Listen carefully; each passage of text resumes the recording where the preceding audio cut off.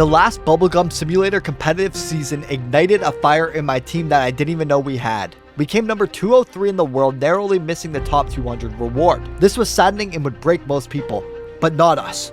We wanted revenge, even if it meant going up against 200,000 cheaters and bots. We assembled the same squad, Bia, DeFi, and myself, and set our sights on top 50. We spent countless hours preparing and didn't play around. With millions of dice rolled and many claw machine rounds played, we accumulated 960 elixirs and 240 evolved potions each. This was enough to last the entire duration of the event, 4 days. We spent every other second hatching eggs for mythic pets. Mythic pets give you 5 mystery boxes each, and each mystery box gives you around 1 reroll on average. Now we needed 3 others to fill our team of 6, or so we thought. That's where Elephant comes in. He played a vital role in filling the roster. He found us 3 other people, including himself, that were just as dedicated to the cause. They also placed top 100 last season. Meet Simba, Randy, and Elephant, the other half of our team. All we had to do now was improve our bubble teams for when we were asleep. Bia struck early and got a full team of shiny mythic game masters fast. Me on the other hand, I waited and waited and waited some more, and it took me until the night before the event to finally start making my team. I traded and traded, trying not to lose any value but also create an extremely good team at the exact same time. I did plenty of trades, buying and also selling shiny mythic game masters. There was tons of demand and they were going crazy all over the market. At this point, it was well into the night and I wouldn't be able to sleep almost at all before the event would start. The event would be starting at 3 p.m. and at 10 a.m., 5 hours before the event, I traded by Dementor. I'm trading away the Dementor. Oh my god. Godly gem. There's no way. No way I did that. The best secret in this game today, and also the rarest. It has 75,000 value on the value list to date. I traded it away for a shiny prophet and a godly gem. This was a fair trade and even a win at the time, especially with how sought after bubble pets were. I flipped the godly gem for another shiny prophet, which is actually a win, and even now it's a win, and it cemented my team. I blew 241,000 total bubbles. I now had less than 3 hours to sleep before the event started. Later on, we would find out it's actually teams of 10 this season, and leaving a team would result in losing 25% of your points. We decided we would work with what we have within our Tides community and just push through it. Now, we didn't have a full team and didn't want to risk anything.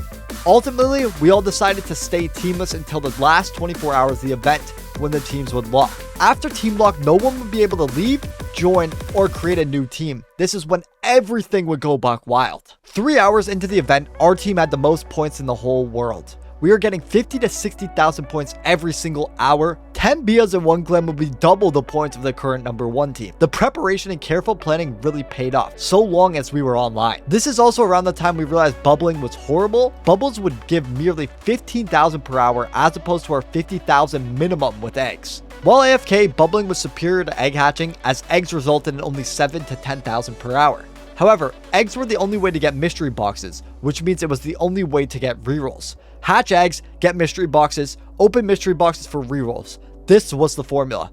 And that brings us to 12 a.m. on day 2. Right away, we started rift hunting to get double the chances at getting mythic pets.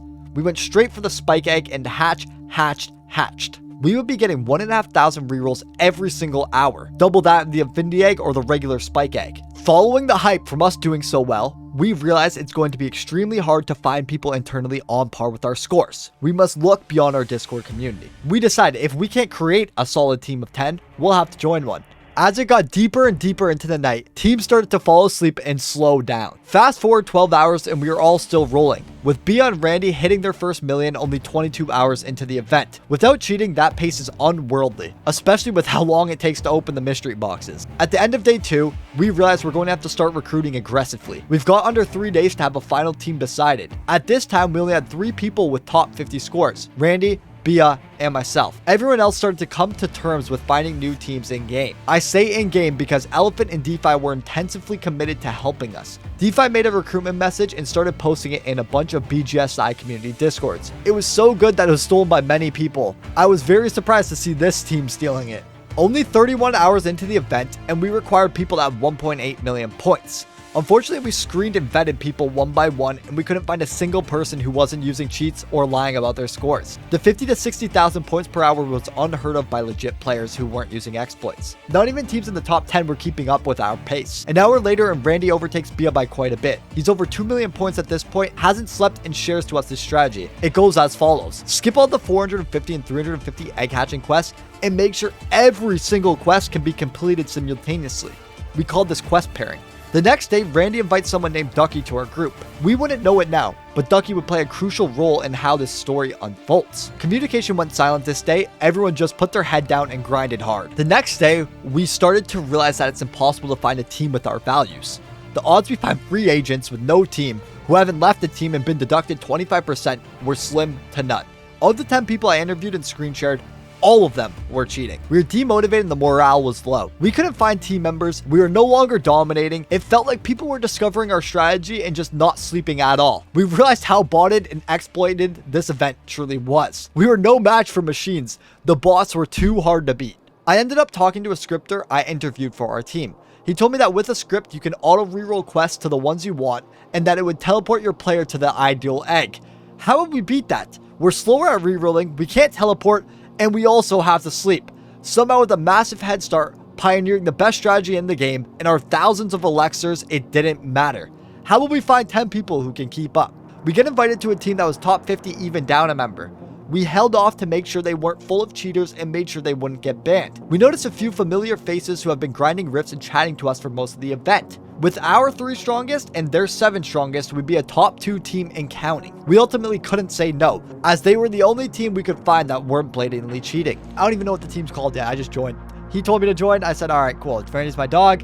Let's check in 3, 2, 1, boom, boom. Okay, so season 2, we are 58th. Oh my god. 1, 2, 3, 4, 5, 6, 7, 8, 9. Okay, we have 9 people and we're 58th, so that's fine. Everyone's above me. A few hours later, and Bia joins us as well. All right, so we have about 36 hours left in the event now. It's about to hit 3 a.m. And as we can see here, we actually got our final members. So we're 9th at the moment with 29.3 million. At this point, with all the scripting going down, we are no longer top 2. However, we were 9th. For the rest of the night, we were teeter-tottering the top 10, just going up and down. At 1:40 a.m. the next day, our team leader Shadow tells us he'll be down for 24 hours. He claims he is serving and being sent to a jungle with no signal. We thank him for his service and the rest of us continue to grind, or so I thought. The major problem with the Shadow being away for 24 hours is that teams would be locking in the next 12 hours. Without him, we wouldn't be able to kick or invite team members. Our team was finalized at this point forward. Later into the night on day 5, I start to realize there's actually 3 people who stopped grinding. They weren't hatching, bubbling, nothing. It was almost like they were tied to Shadow. It was weird because even with these setbacks, we were still advancing. We'd be top 5 at a point and neck with the teams ahead of us. A few hours later, and somehow we did start to fall. First to 10th place. Were the competitors actually humans? Were they just sleeping when we passed them? We didn't know. All I know is that they were back online and going harder than ever. Within just 10 minutes, we lost 5 positions and fell to 15th. With all of the stress and panic, our team starts to turn against each other.